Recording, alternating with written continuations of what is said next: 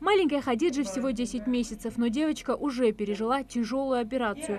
О том, что ребенок родится с патологией, родные узнали еще до ее рождения. Диагноз – дисплазия легких. Минздрав выделил квоту в перинатальный центр Санкт-Петербурга, чтобы врачи сразу после рождения ребенка смогли сделать сложнейшую операцию по удалению легкого. А после еще 2 месяца Хадиджа боролась за жизнь в реанимации. С первых дней ребенок не может жить без аппарата искусственного дыхания. Самостоятельно не дышит.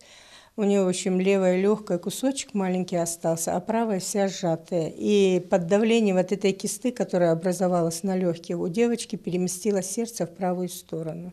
Ребенку необходимо дорогостоящее лечение. С покупкой аппарата для дыхания помог фонд МИАЛ. Теперь же семья Галаевых обратилась за помощью в «Солидарность». Девочке срочно необходимо купить вакцину, одна ампула которой стоит 95 тысяч рублей. Фонд «Солидарность», как правило, акцент делает на решении жилищных проблем жителей. Но в этом случае благотворители просто не смогли пройти мимо. Иначе девочка могла бы не дожить до весны. 95 тысяч именно ампул уже дорогостоящий он я решение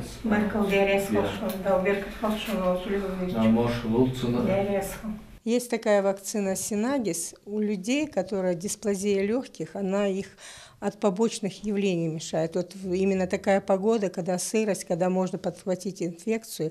Если сделать эту вакцинацию, ребенок будет уже, у него иммунитет, он будет сопротивляться данному вирусу, если вдруг такой будет.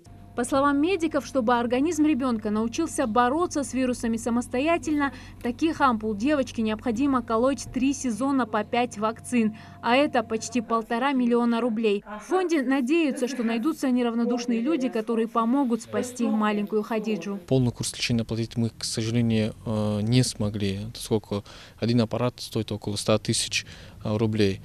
И если вдруг жители республики или кто-либо еще изъявит желание оказать помощь, если они придут в фонд «Солидарность», мы можем предоставить и контактные данные, и адрес, и все необходимые документы.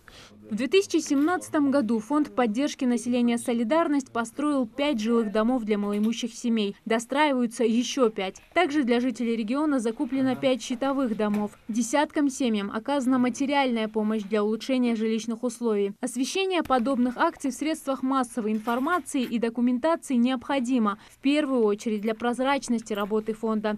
Ведь в деле спасения и поддержки человека принять участие должны все – общество, фонды и СМИ. Зарема Ивлоева, Адам Далаков, Новости 24.